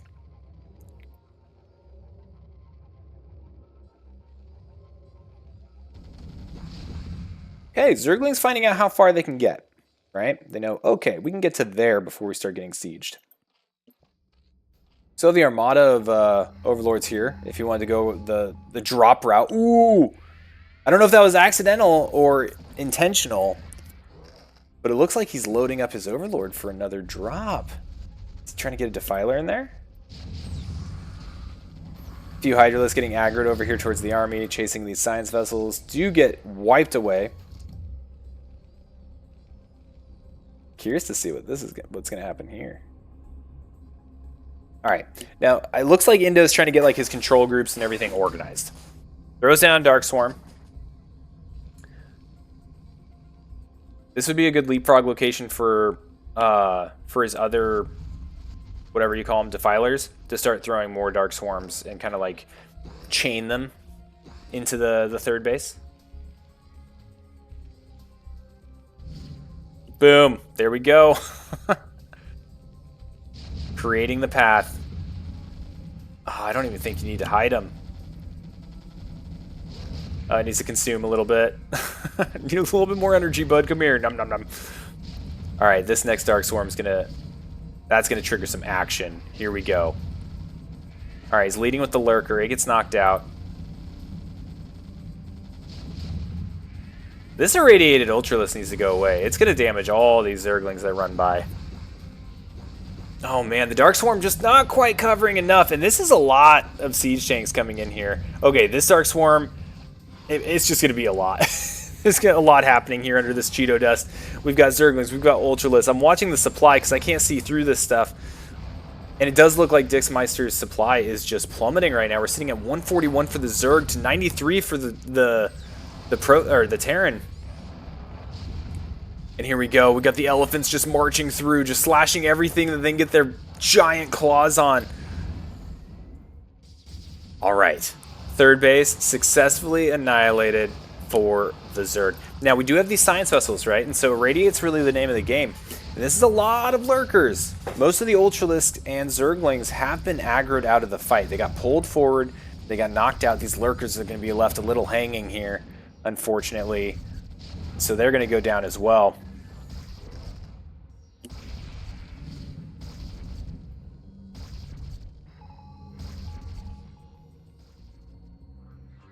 Drops. All right, we'll keep an eye on that. I want to keep an eye up here on this this area as well. Now, if you just look at the map too, we have a counter drop going on. This might be a little too late, but Dixmeister does need to get something done, right? He's been knocked back to 2 base. He has 31 SCVs, but he's going to start mining out here soon. Like, the main's looking pretty low. We're sitting at 2-2 upgrades for the mech. No upgrades for air for Zerg. Look at this. 1+5. These are some tanky ultras running around. Good job kind of baiting these 2 mutas into the turrets. Okay, now we got a drop coming here. Okay, this, I don't think this is going to do much. He needs to target down these SCVs, because the turrets are obviously observing for this.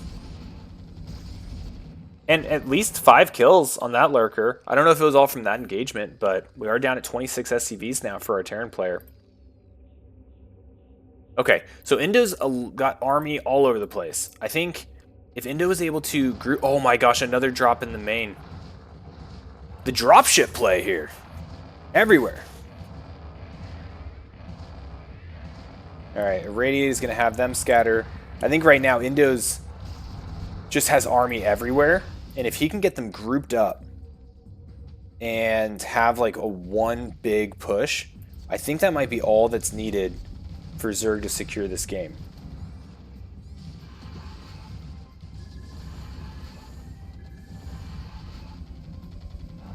Little fight here at the, we'll call it the 9 o'clock. All right, Zerg cleans it up. We do have a CC floating away, but that's going to be observed. It has nowhere to go. And Dixmeister, FlashJr, throws in the towel. GG.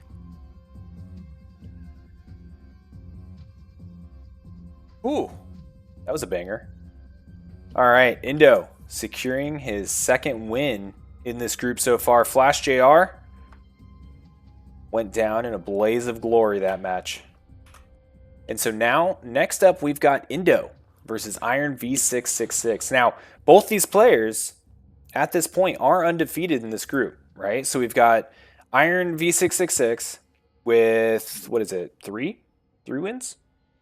Yeah, it looks like 3 wins. This is his last match. Oops, don't exit program, exit replay of the group. And then we've got Indo sitting at 2-0, and the rest of the matches are going to be Indo's 2. And then we also have Peru jumping in there as well. So let's go ahead and dive into our Indo versus Iron V66 match. This is going to be a Z versus P. See how this one goes.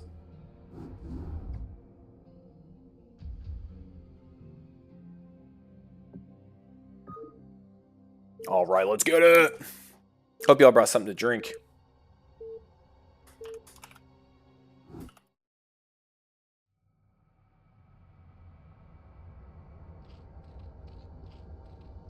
Alrighty, everybody. In the bottom right, we've got our red Zerg, Indo, just coming off a grindy win against FlashJr. And in the bottom left, we've got Iron V666. Now, both these players, as mentioned before, are both undefeated in their group. So this is going to be kind of the decider match on who's going to end this group with a potential loss. Now, this is Iron V666's... I'm just going to call him Iron. This is Iron's last match of the group. He's already played the other 3 contestants. But Indo still has a few matches to go. So we'll see how this goes. You're sitting there sipping on a margarita, Indo? Were you sipping on a margarita during these games? Is that your secret? I hope so. It's my secret, too. That's how I end up on, you know, like 0-4 in my groups.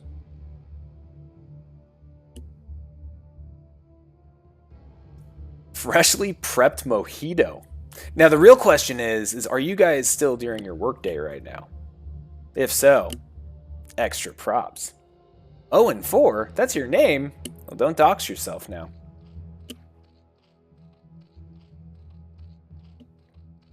Ah, workday. Yeah, what's that? Oh no, what did he have to cancel right there? Looks like Indo accidentally, purposely, canceling a drone, having to rebuild it. Not the biggest deal, but you want to keep these larvae pumping stuff as much as you can this early game. And we're going straight into the spawning pool. So I'm pulling it up. We got a pylon going down here at the natural from Iron. That's like the first little bit of shenaniganry we've seen for a little bit. Oh, it was an extra overlord? Okay, thanks for the clarification there. That makes more sense.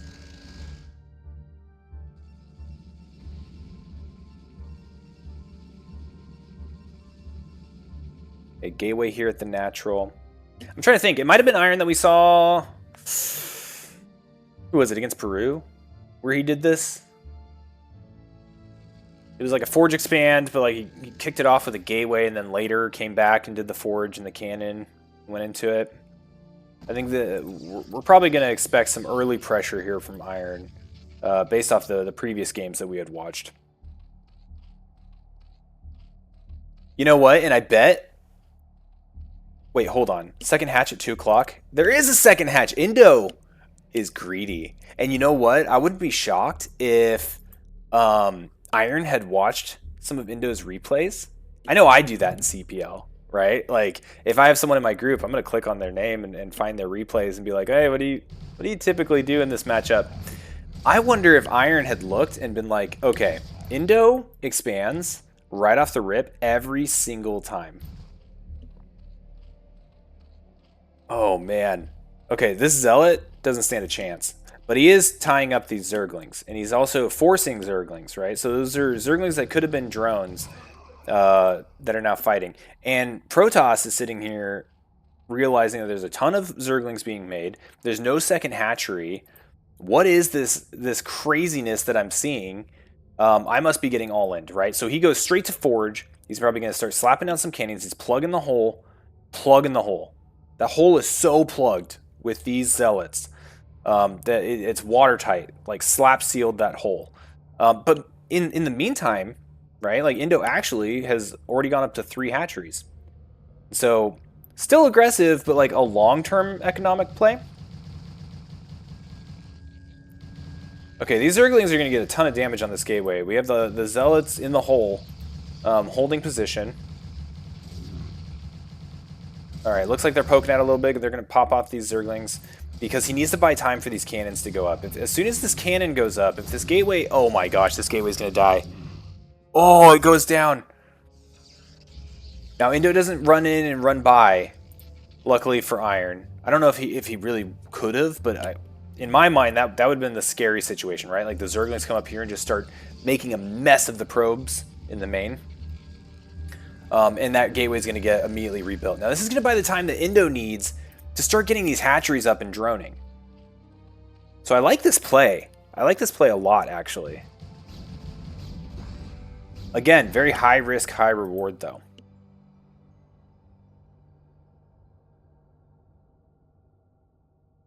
Alright, gateway's back up. Zerglings parked out front. Hatcheries, hatching stuff. We have a lair. We have a spire.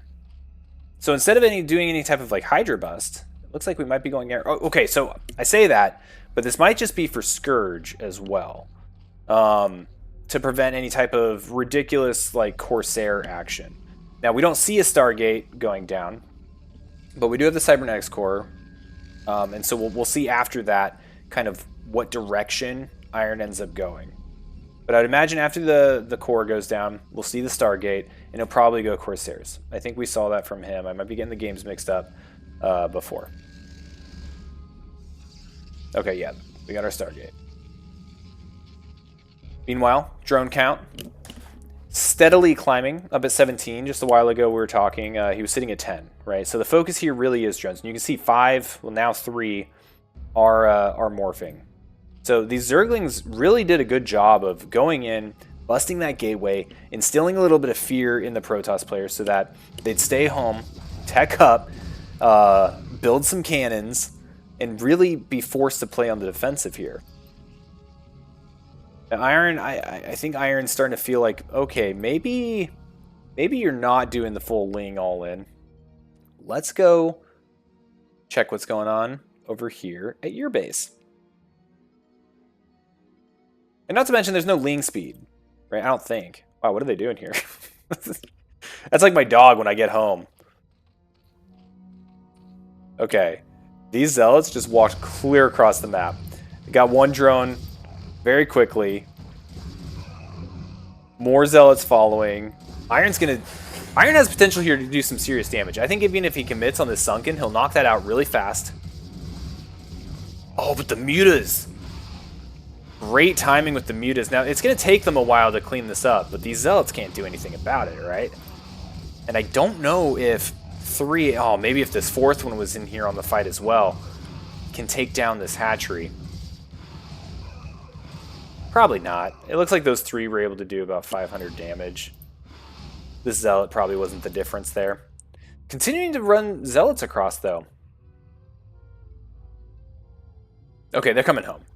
That might have been a misclick or a misrally. +1 melee weapons underway. Getting the Corsair count up, but keeping them at home. Trying to build those numbers. A couple cannons in the mineral line. That's good defense against the mutas, and will also help with any Scourge, right? So, like, the Zerg could park some Scourge here over the Stargate, pop those Corsairs right as they come out, or they could just chase the Corsairs, and giving them some cannons that they can fly to and get them off their tail is especially helpful. So, that makes sense. Still in 2 gateways. We're getting Templar tech. Got Storm being researched. And right now for our Zerg player, we've got some Zerglings out on the field, but we're going to start with our Muta Harass.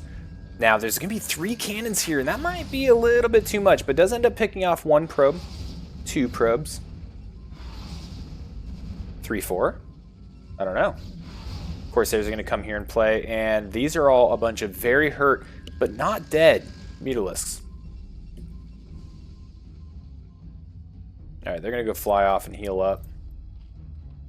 And the Corsairs are going to come, and they're going to go hunting. Hunting for Overlords. And what do they find over here? No Overlords. But they see that there's no crazy additional tech. He also sees that there's no macro hatchery, right? So I imagine the whole time Iron is thinking to himself, there's got to be other bases. There's just not enough hatcheries that I'm seeing, you know, around here for this to make sense. Does pick off 2 Overlords. It does supply block our Zerg player. And the Mutas are in hot pursuit. Gets 1. Gets 2. And they pull back. Pair up with some Scourge. And this will give air superiority to the Zerg for sure. Oh, DT! So even though there's Overlords everywhere, they're slow. And the Corsair did do a good job of killing a couple of them, which means that Zerg had to, you know, spend more time on getting more Overlords as opposed to anything that can find and kill this. So the Mutas are going to go hunting. The Overlords are going to come back here slowly. So slowly. And we've got our tech and additional hatcheries still being hidden up here in the top right. Now this is again risky. It's so risky. It's so far away from the rest of the main. Yeah, we got some Scourge hanging out here. In the event, Corsairs just fly blindly through it. Sitting at 8 Mutalisks right now. Got Maelstrom. Maelstrom being researched. Okay. So we're going to see some Dark Archon play. And look at the Storm availability here. A lot of Storms. Storm, Zealot, and a couple of Corsairs.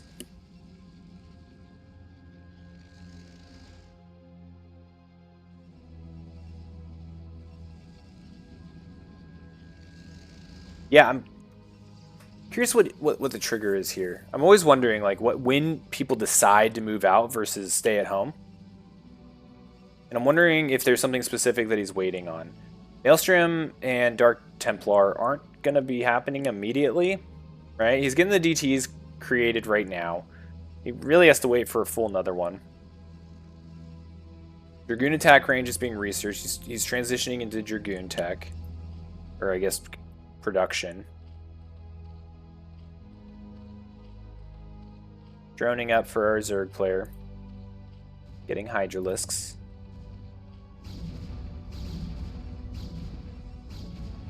Okay. So I think Iron's going to be the one here to initiate aggression. I think Indo right now is trying to fix his economy, drone up, get his upgrades underway. I haven't seen any like lurkers or anything. We do have a Queen's Nest now though. Still sitting on lair.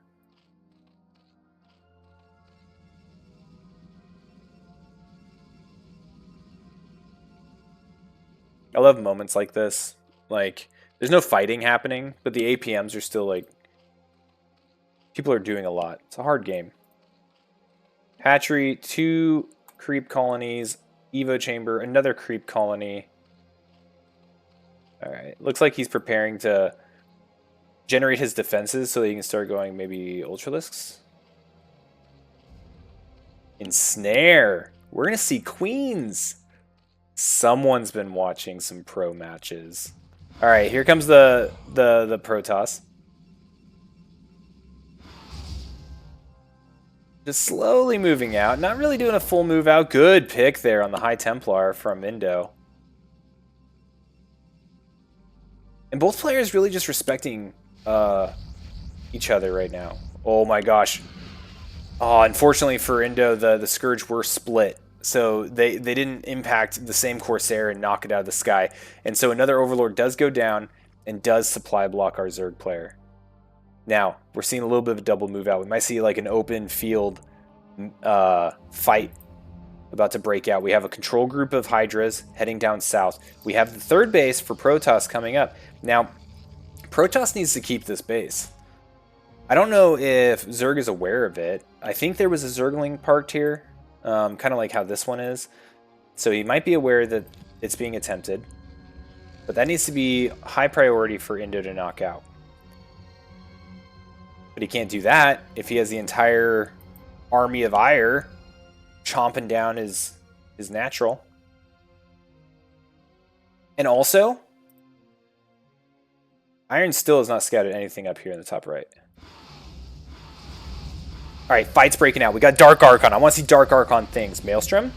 Storm. Okay, the Storms were good. They would have been even better if it was Maelstromed first. Oh, Hydra's pushing in here at the natural. Got a handful of Dragoons. Now, these look like some fresh Templars, so no Storms available for them just yet. One about to get there.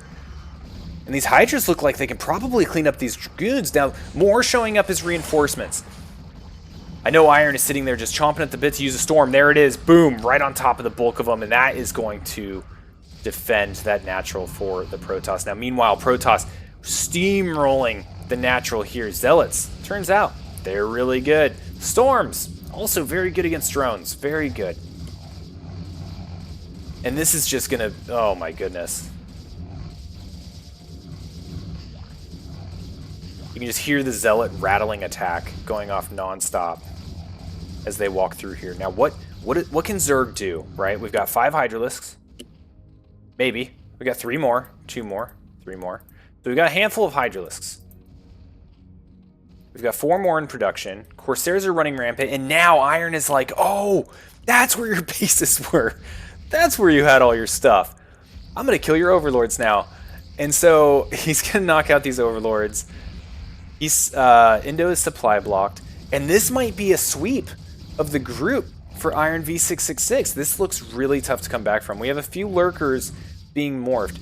Now, there's no detection on the field for Protoss, but the DPS is just too great, right? And the Storms are available. Oh, please don't Storm right on top of these.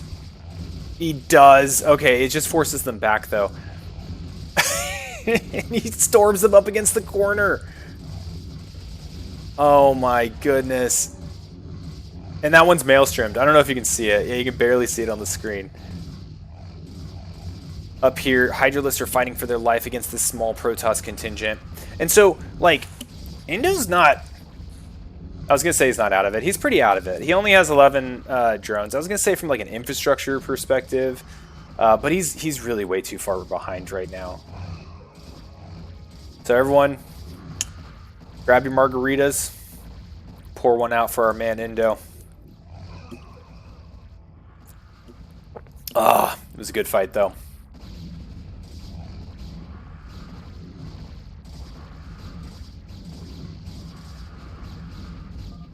Protoss doing Protoss things. Leads Indo to say GG.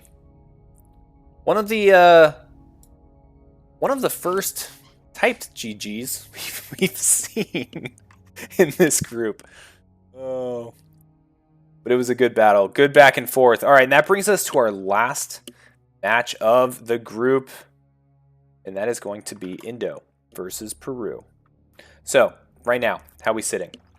So, Indo, if we go here from top to bottom, he has a win against DeadDumble. He has a win against FlashJr. And a loss against Iron. Right? So, he's sitting, what is that, 2-1? And so, right now, he could go 3-1 and kind of secure that second spot in the group for this week of preseason. Peru has a loss against Iron, a loss against Flash, and will be playing his last in only 3 games this week, it looks like, against Indo. So looking for that win, right? Looking for that win. That's what Peru wants. He doesn't want to go over this week. So let's go ahead and pull up that replay, and we'll finish it off strong. Now, anyone in chat, is there another stream after this that we could potentially raid of a CPL member and or CPL cast? Who are we doing? Indo versus Peru.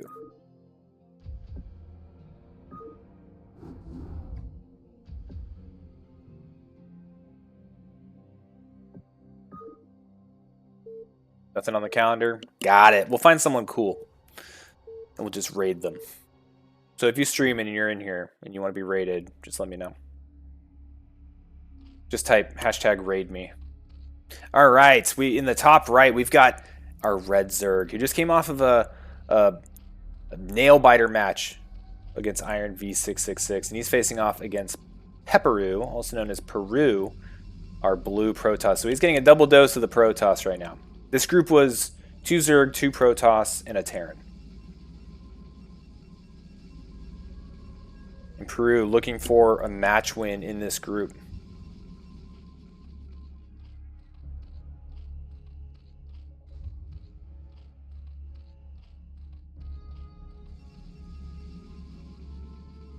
Okay, sending out. I imagine this is going to be a pylon down here. Start the initial natural wall. Boom. Look at that. Look at those prediction skills. And we've got more droning. Now, if I were to guess on what Indo's going to do, he's probably going to build like 4 hatcheries, and then he'll throw down a spawning pool.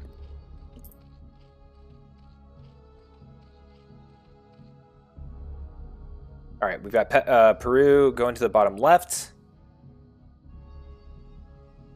The Overlord is going to be able to catch wind of this natural. Going Overlord. So far, got a 9 pool.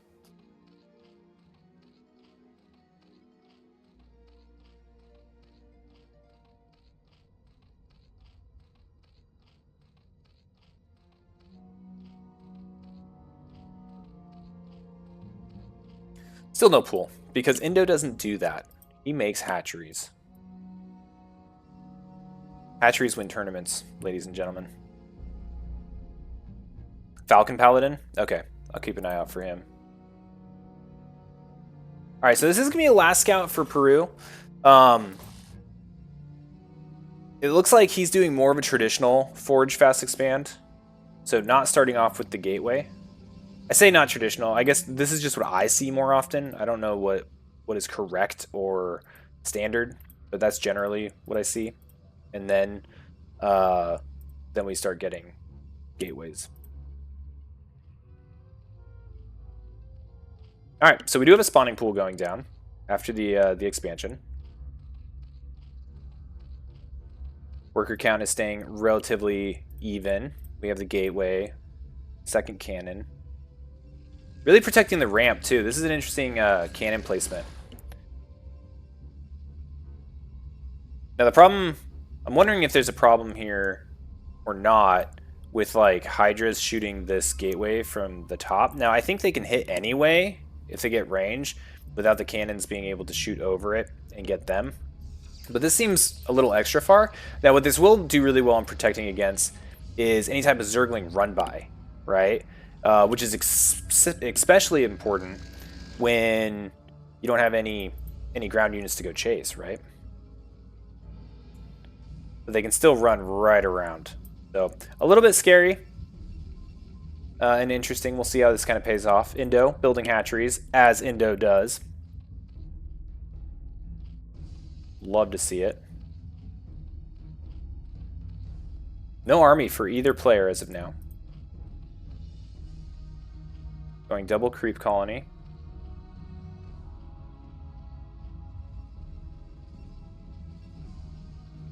No zealots as of yet. We do have a core getting started in the assimilator. Well, it'll probably go straight into Corsairs, if I were to guess.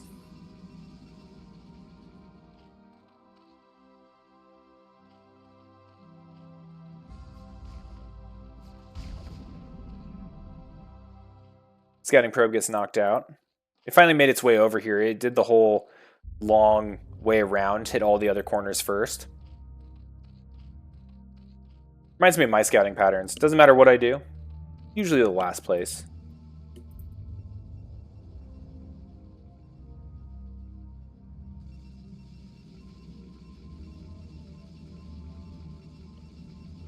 Alright, so 3 Sunkens.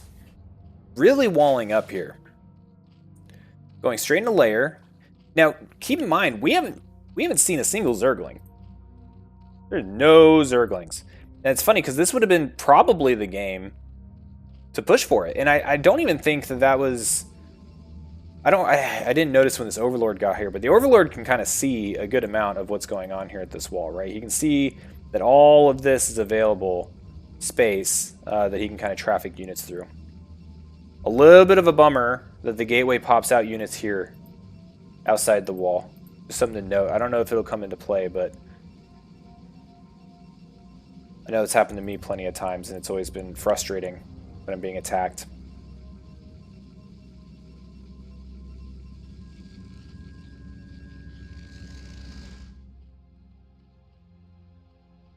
Or I'm sorry, evolution chamber, hatchery going down. So we're going up to 4 hatcheries. Still no lings. Going straight into Spire. Oh man. Aspire is going to be devastating here. We're getting Zealot legs. If he gets Mutalisks and just flies into the main, and there's no Dragoons or anything, because there's no cannons in the main either. We're getting the Templar Archives. So really teching heavy, but not a whole lot of pressure from either player. Both players just kind of being left to their own devices. I like this Spore Colony because he's probably anticipating Corsairs, right? He doesn't have any Hydralisks. He's working on Mutalisks right now. But also DTs, right? This is decent DT defense. So throw the Spore down, and the Sunkens will take care of any DT that tries to sneak in. So little safety measure. Don't know if it's the most efficient, but it's pretty hands off.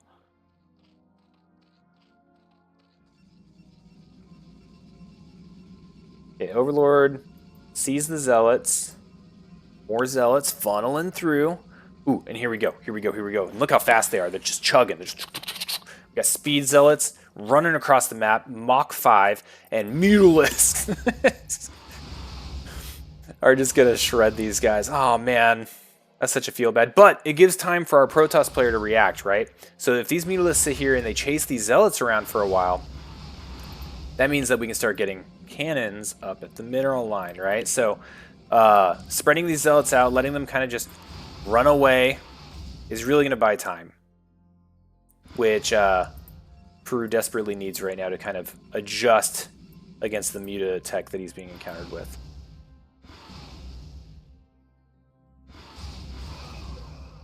All right, slowly taking out these Zealots. You know, one of these Zealots might actually run up here and accidentally scout this base.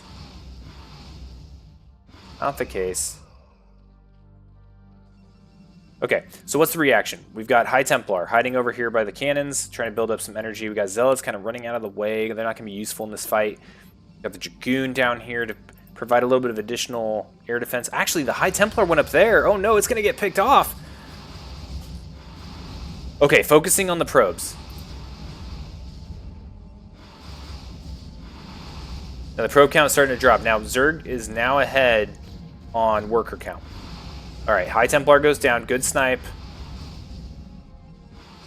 And this is what I was talking about earlier. So, like, if he had done this instead of chasing the Zealots, I think it would have been so powerful. But even with having chased the Zealots, he just has so many mutas that he's able to just sit here and kill probes all day long. Not even fighting the Dragoon. Just killing the probes. 1 goon down. 2 goon down. Mutas, man. Mutas are good. This Dragoon trying his darndest. He just can't figure it out. Okay, 2 more goons on the way. It looks like we have a Corsair being built. It's going to come out, but it's just going to get shredded by these mutas. He's trying to run to the cannons. Doesn't quite get there. 17 probes to 35 drones. And unfortunately, just the offset of this gateway is trapping Dragoons here behind this pylon, which is unfortunate.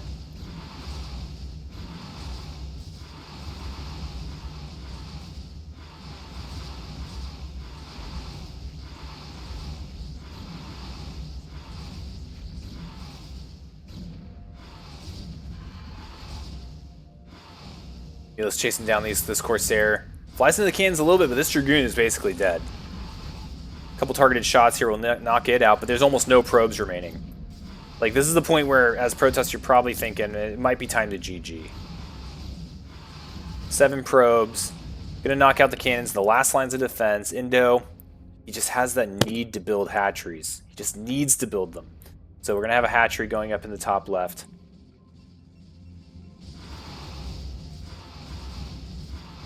And the Mutas are just gonna, I think, finish the job here.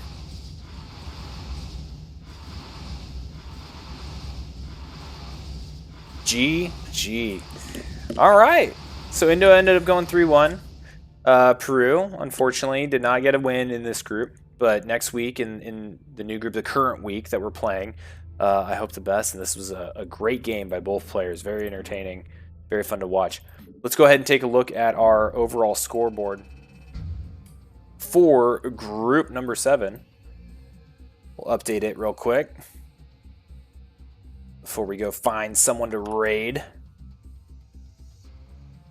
All right, there you have it. That was the CPL preseason week 2, group 7. Thanks so much for watching. This was a lot of fun. It's fun to watch some of the different groups. I know a lot of the streams are higher level groups, but CPL is for everybody, right? It's for if you're new, if you're learning, if you're super awesome and cracked, and everyone gets something out of it. And it's overall just a great community. So anyway, thanks for watching. We're going to go ahead and raid Falcon Paladin. All right. I think he's playing some, what is that, Starcraft 2? Oh dear. I don't know if we want to do that. Let's see who else is up and around. Not a whole lot of streams coming up right now. So we'll do Falcon Paladin, and everyone have awesome rest of your day.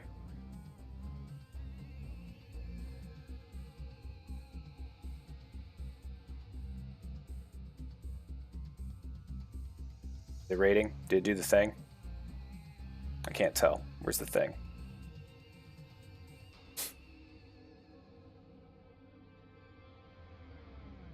Oh, there we go. Raid now.